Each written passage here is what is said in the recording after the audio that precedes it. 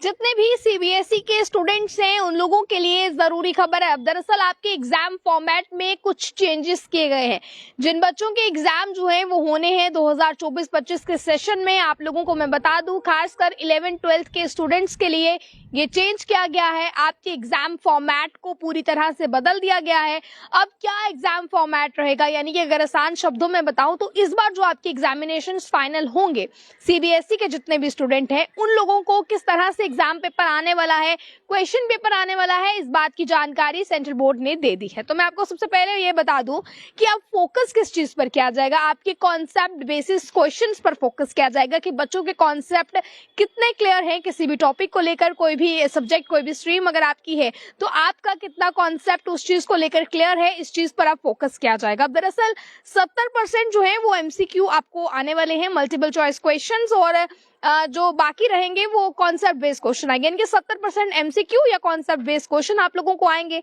इसके अलावा रिमेनिंग 30% जो क्वेश्चंस बच जाएंगे वो आपको शॉर्ट टाइप और लॉन्ग टाइप में आएंगे। यानी कि अब सीबीएसई के स्टूडेंट्स जो हैं जिनके ऊपर बहुत बर्डन रहता था इस चीज को लेकर कि आप लोगों को जो है वो चीजें लंबे तरीके से लिखनी है, या लॉन्ग टाइप क्वेश्चन जितने नंबर के आते थे, शॉर्ट टाइप क्वेश्चन जितने नंबर के आते थे, और एमसीक्यू बहुत कम नंबर्स के आते थे।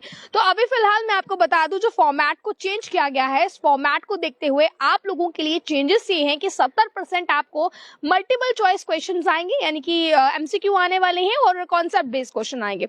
और बच गए रिमेनिंग जो 30% है वो आप लोगों को लॉन्ग आंसर्स भी उसी में आएंगे और शॉर्ट टाइप आंसर्स भी उसी में आप लोगों को देने, यानी कि लॉन्ग टाइप क्वेश्चंस आपसे पूछे जाएंगे और शॉर्ट टाइप क्वेश्चंस आपसे पूछे जाएंगे, वो आपने उसमें देने हैं। इसके बाद फिलहाल जो बोर्ड है वो इस पर फोकस कर रहा है कि आप बच्चों का कॉन्सेप्ट कितना इस टॉपिक्स को लेकर क्लियर है, आपके टॉपिक्स को लेकर क्लियर है, इस चीज पर फोकस किया जाएगा। और ये चीज लागू की जाएगी 2024-25 के एकेडमिक सेशन से। यानी कि इस बार जितने भी बच्चे 11th क्लास और 12th क्लास में पहुंच गए हैं उन लोगों के लिए जरूरी खबर है। दरअसल सीबीएसई ने आपके एग्जाम फॉर्मेट को चेंज किया है।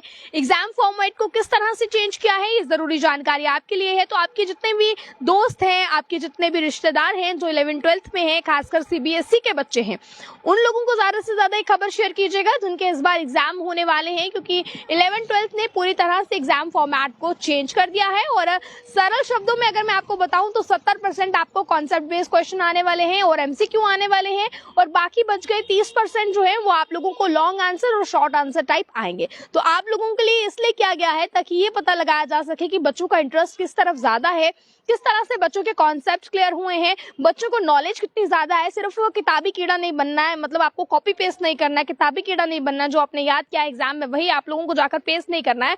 आपके कॉन्सेप्ट क्लियर होना जरूरी है। जो स्कूल में आपको सिखाया जाता है, जो क्लासेस में आपको पढ़ाया जाता है, उस चीज के कॉन्सेप्ट क्लियर होना जरूरी है। तो किस तरह से आप देखते हैं, आप अपनी राय को कमेंट बॉक्स में रखिएगा कि जो सीबीएसई ने इस समय एग्जाम फॉर्मेट चेंज किया है आप किस तरह से देखते हैं, अपनी राय को रखिएगा कमेंट बॉक्स में। और बने रहे आप पॉलिटाइम्स के साथ। मुझे कैमरा पर्सन गुलशन को दीजिए इजाजत। जय हिंद।